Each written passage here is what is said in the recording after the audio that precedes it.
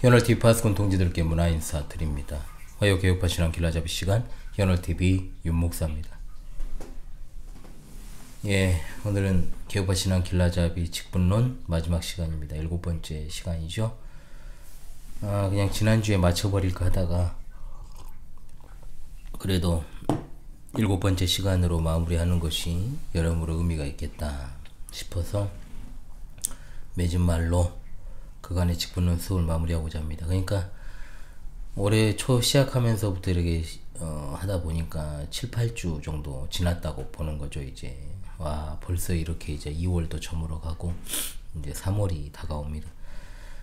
직분론 수업은 그다지 이제 큰 분량은 아니니까 이제 이렇게 한 7번 정도로 마무리가 되는 것 같습니다. 그래서 오늘은 이제 결론 마무리하는 시간으로 이제 갖도록 하는데요. 개혁된 교회는 날마다 개혁되어 간다라고 하는 이 모토, 이걸 갖다가 좀 이야기하면서 우리가 직분에 대한 어떤 자세를 견지해야 될 것인가를 좀 전달하면서 그렇게 직분론 수업을 마무리하고자 합니다. 자, 개혁된 교회는 날마다 개혁되어 간다라고 하는 모토는 우리 광주 신실한 교회가 항상 표방하는 표어죠. 당연히 여기에서는 바뀔 일이 없습니다. 뭐 교회들 중에는 해마다 이제 표어가 바뀌는데 교회는 기업체나 사업체가 아니기 때문에 그런 표현은 의미가 없습니다. 자, 언제나 교회는 그냥 오직 성경에 기초를 두어 그 신앙의 토대를 마련하고 살아가면 되는 겁니다. 오직 성경일 뿐이에요. 자, 어찌되었든 개혁된 교회는 날마다 개혁되어 간다는 이 개혁교회의 모토가 되는 이 표어는 이른바 이제 보수 장로교회의 신자로 살아가는 우리에게 많은 것을 알려주는 겁니다. 개혁이라는 말은 갱신이나 새롭게 재창조하는 걸 말하지 않지요. 잘 아시다시피 개혁은 구겨진 것을 펴는 것입니다. 개혁은 원래 모습을 회복하는 것입니다. 무엇으로의 회복입니까? 초대교회로 돌아가는 것입니다. 성경에 기초한 오직 성경의 신앙으로의 회복입니다. 제가 지난주 2월 20일에 성경교리학교 학생들과 새 학기를 앞두고 이제 결의를 좀 다지려고 가고 있는데, 결의 다지려고 가는데 한 학생은 계속 잠만 자더라고요. 아무튼간에 그래서 좀 그랬는데 교회 이름이 이제 초대교회가 있더라고요. 초대교회. 그러니까 그 이름을 쓸 정도로 개혁된 교회로서 개혁되어 가고 있을까라는 생각을 지나가면서 한번 해봤습니다. 역사적으로 16세기 대변혁이었던 종교개혁, 분명 우리에게 말로 다 할 수 없는 어마어마한 유산을 남겨줬죠. 오직 성경, 오직 그리스도, 오직 은혜, 오직 믿음, 오직 하나님의 영광, 하나님께 영광, 또는 이 5가지 외침 가운데서 오직 성경. 자, 오직 성경은 우리로 하여금 기독교의, 즉 그리스도교의 대전제가 바로 하나님의 특별 계시로서의 신구약 성경 66권이다 라고 하는 그 사실을 명백하게 보여줍니다.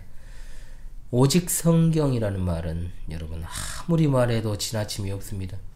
그래서 저는 오늘 직분론 마지막 맺은 말을 전하면서 오직 성경에 대한 이야기를 하면서 마무리하는 것이 맞겠다라고 여겨집니다. 제가 여러 차례 이야기를 했습니다만은 종교개혁자들은 예수 그리스도께서 세우신 사도들의 신앙 고백을 따라 그리스도인의 신앙과 삶의 핵심적인 기초, 라틴어죠. 라틴어 솔라로 시작하는 5가지 교리를 외쳤습니다. 신자라면 적어도 이 5가지 교리, 이른바 진리의 5가지 기초석을 잘 알고 그 내용의 의미를 아는 것도 중요합니다. 당연하고요. 자, 기초석이라고 제가 부르는 이유는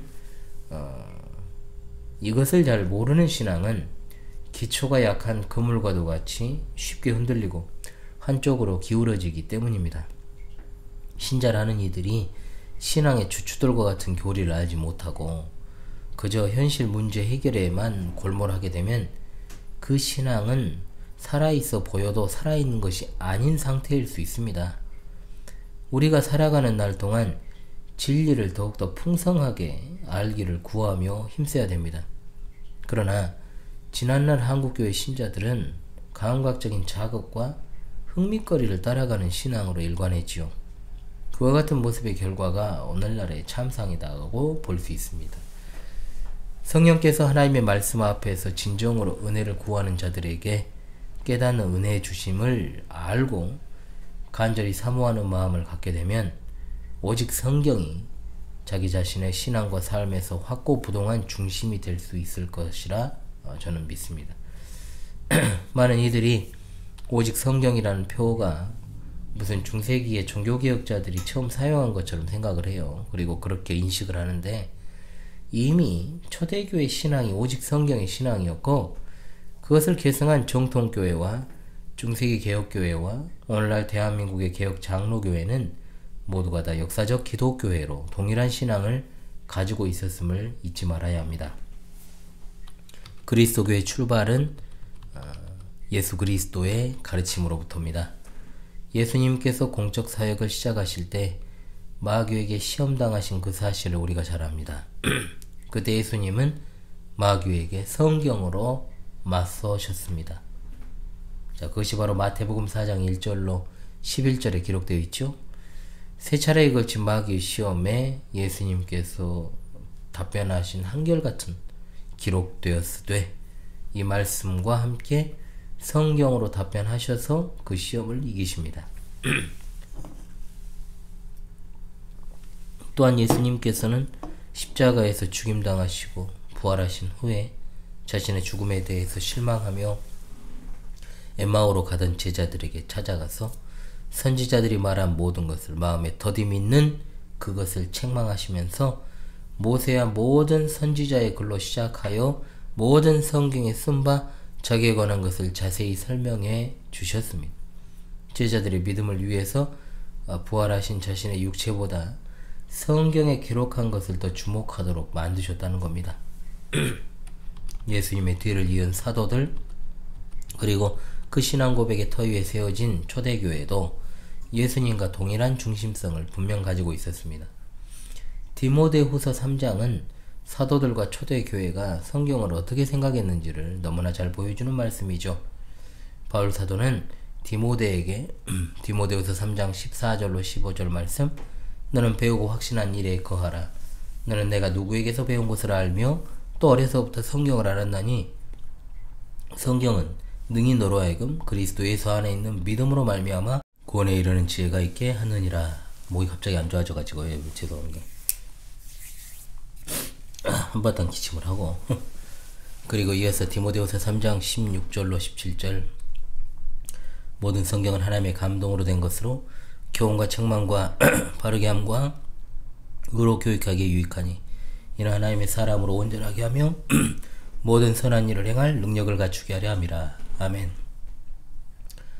예수님과 직계 제자들인 사도들, 그리고 초대교회 성도들이 가지고 있던 이 오직 성경이라고 하는 신앙의 기초는 그로부터 약 1500년 전 어떤 일이 있었습니까? 성경의 첫 번째 책을 기록한 모세까지 거슬러 올라가죠.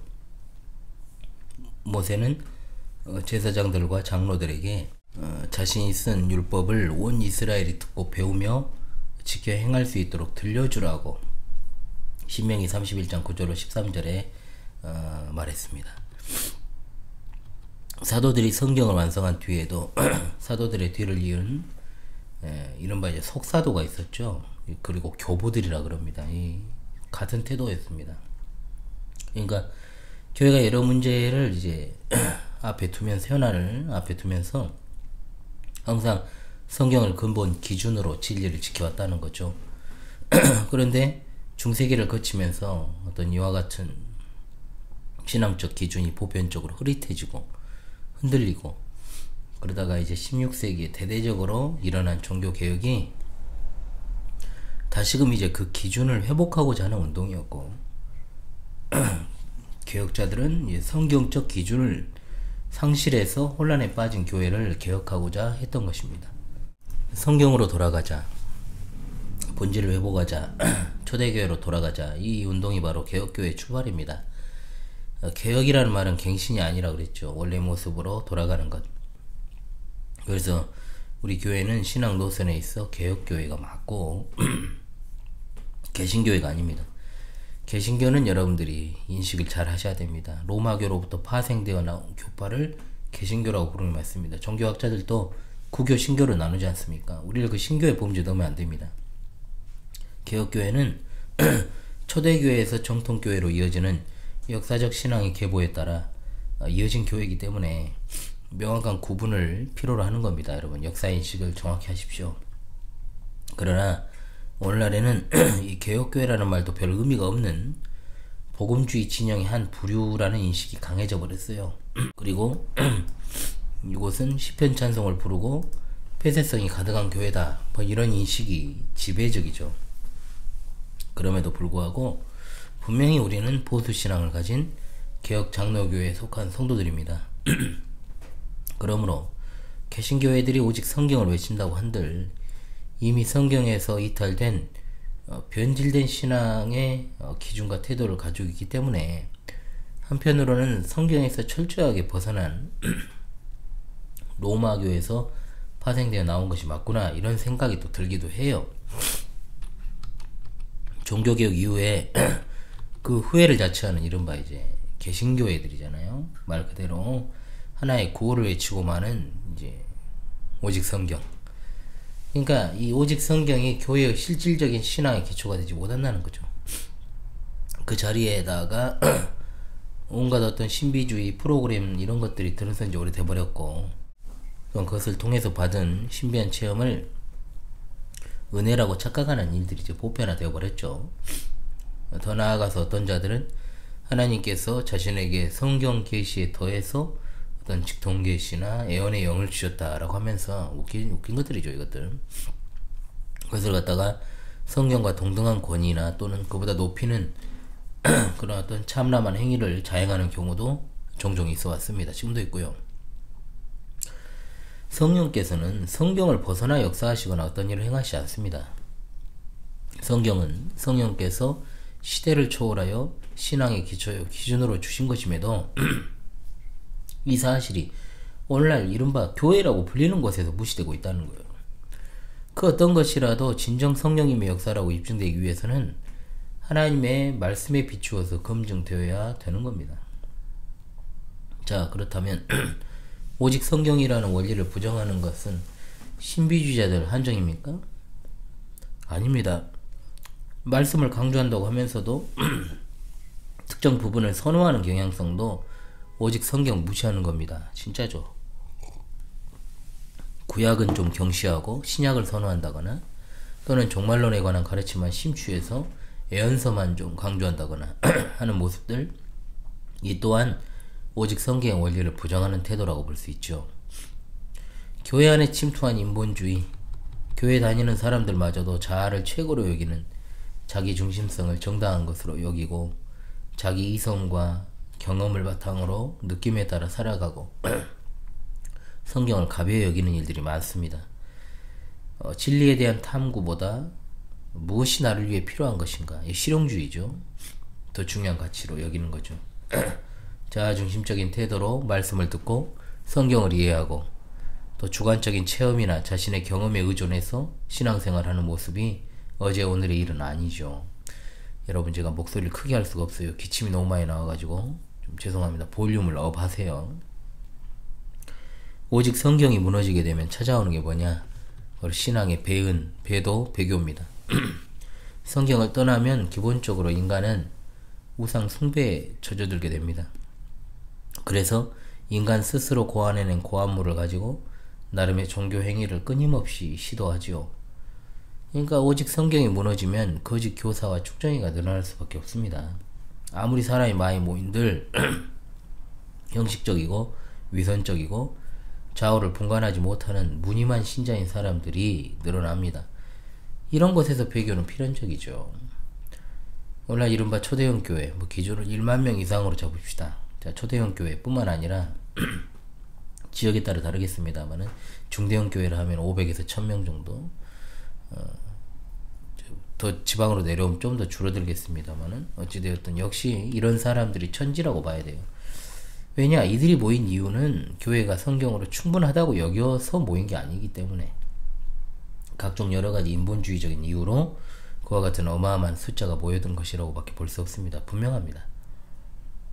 심지어 개신교회에 소속되어 있다가 로마교로 개종하는 사례도 상당히 늘어나지요. 사실 무엇이 똥인지 된장인지 구분하지 못하는 사람들이 거기에 대해서 여러분 안타까울 필요가 없어요. 왜냐하면 무늬만 교회인 곳에서 로마교로 옮긴 것 뿐이에요. 뭔 대단한 일이나 되겠습니까? 뭐 연예인 중에 그렇게 옮겨 다닌다고 해가지고 그걸 가지고 배도다 뭐 이렇게 부르는 사람들인데 아니에요. 그냥 그런 사람이 간 겁니다. 아무런 생각 없이 그저 교회에 소속만 되어 있다면 진짜 그와 같은 심각한 무지가 계속되고 있는 거예요. 소속만 되어 있으니까 그런 거예요. 그러니까 그 안에는 뭐만 있습니까? 온갖 인간적인 교류와 교제만 가득한 거예요. 말씀을 통해서 역사하시는 성령님 안에서의 신령한 교제는 찾아볼 수가 없습니다. 그러니까 좋아 보여도 그런 것은 악취가 풍겨나는 곳이다 라고 밖에 볼 수 없는 것이죠. 한국 교회는 자정 능력이 이미 상실한 지 오래입니다. 오래됐어요. 사실 이런 표현도 맞는지 의문이 있습니다.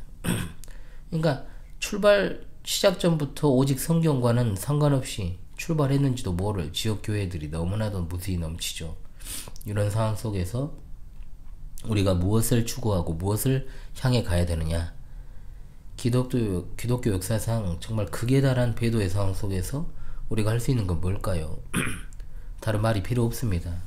오직 성경의 회복 위에 참된 교회를 굳건하게 세우고 다음 세대로 계승하는 것. 신앙의 원류를 회복하는 일에 최선을 다해야 됩니다. 아무리 혼탁하고 배도가 극에 달한 시대라고 해도요. 하나님께서는 여전히 하나님의 말씀으로 택하신 백성들을 부르시기를 기뻐하시고 또한 구원의 역사를 일으켜 주십니다. 오직 성경 위에 선 신실한 신자와 교회는 끝까지 존재합니다. 단지 우리 눈에 잘 띄지 않을 뿐이에요. 그렇잖아요? 그래서 유튜브에 순기능도 있죠. 정말로 좀 건강하게 목회하시는 좋은 목회자들과 교회들을 또 우리가 알게 될 수도 있다라는 측면에서요.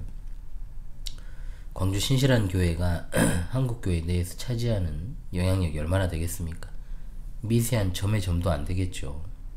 그럼에도 하나님께서는 이 교회를 통해서 양들을 불러 모으시고 하다못해 목사가 운영하는 방송을 통해서 개인 방송을 통해서 이 오직 성경에 충실한 신자들을 또한 불러 모으십니다.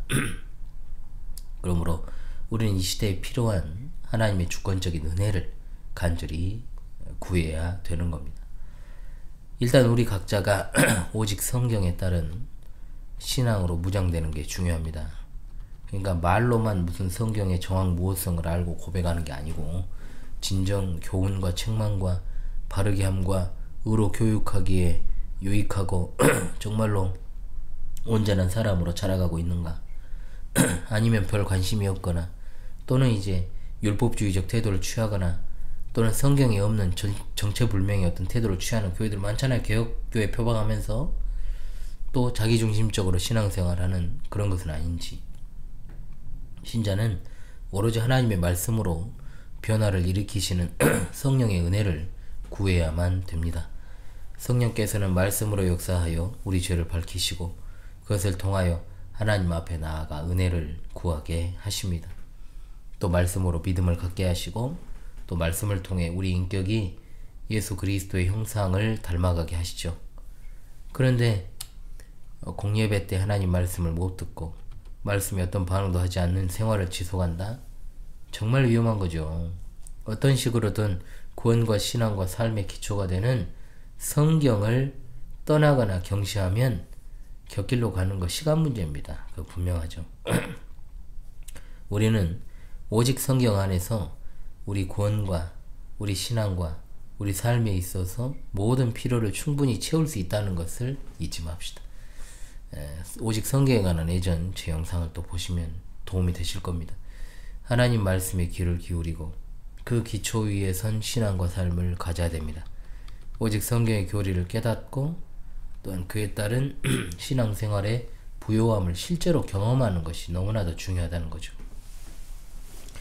그리스도교 신앙은 감각적인 자극이 아니라 오직 성경 안에서 역사하시는 성령님의 감동을 따르는 것이 맞고 그로 인한 인격적 변화를 동반해야 됩니다.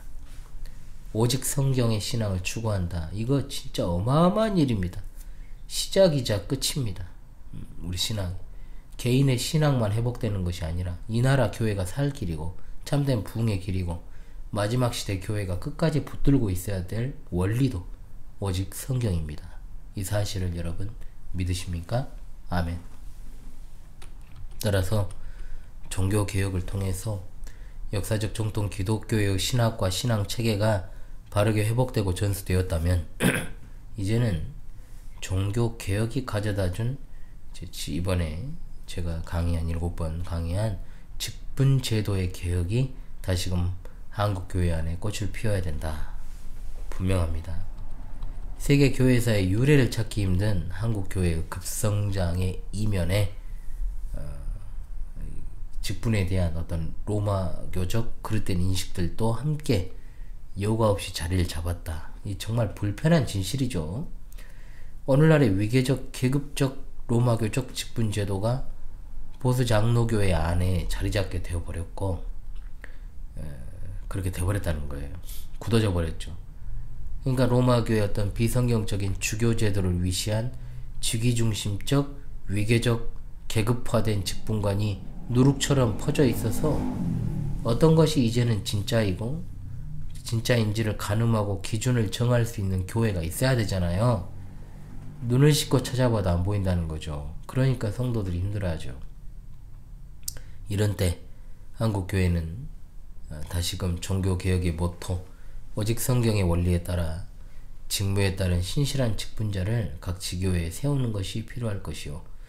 역사적 정통 기독교의 신앙을 계승하고 수호하는 우리 광주 신실한 교회 또한 성경에 입각해서 착하고 충성된 종을 세워서 결산하시는 그날에 판별의 그날에 주님으로부터 칭찬받는 것보다 더 큰 영광은 없다 이것입니다. 따라서 개혁화신앙 길라잡이 직분론 수업을 이렇게 외치면서 마무리하도록 하겠습니다.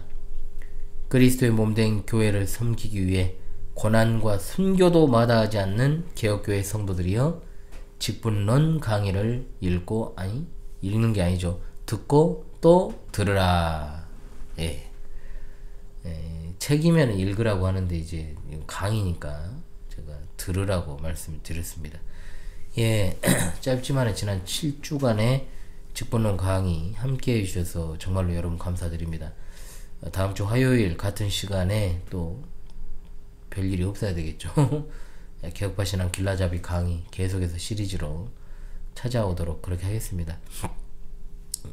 목 상태가 너무 안 좋아서 좀 조용히 해가지고 여러분 볼륨을 좀 올리셔야 될 거예요. 평소보다 훨씬 지금 낮게 지금 제가 조용하게 지금 말을 하고 있거든요. 그러니까 여러분들 좀 양해를 부탁드리고요. 이렇게라도 해야 방송이 되니까요. 그러면 여러분 지금까지 함께 해주셔서 감사하고요. 다음 주에 뵙도록 하겠습니다. 여러분 감사합니다.